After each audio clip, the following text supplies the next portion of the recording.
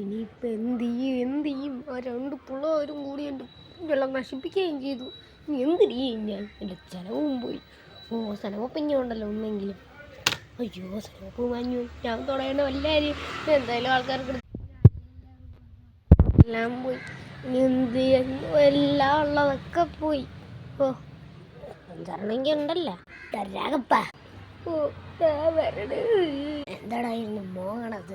ഒന്നുമില്ലടാ, 2-3 പിള്ളേർ വന്നിട്ട് എല്ലായിടത്തും വാച്ചോട്ടോ പോയി. അവർക്ക് തൊടുമ്പോ പാഞ്ഞുപാട് ശക്തിയുണ്ട്. അവിടുത്തെ ചേച്ചീൻ്റെ എല്ലാ സാരവും ആ പിള്ളേർ മാറ്റെടുത്തോണ്ട് പോയി. ഇനി എന്തൊരു വഴിയുണ്ടോ?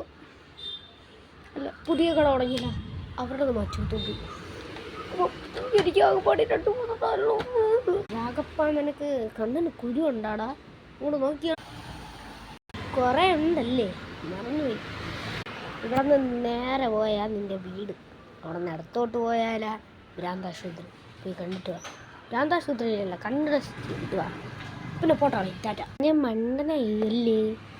കുഴപ്പമൊന്നുമില്ലേ പിള്ളേരെ?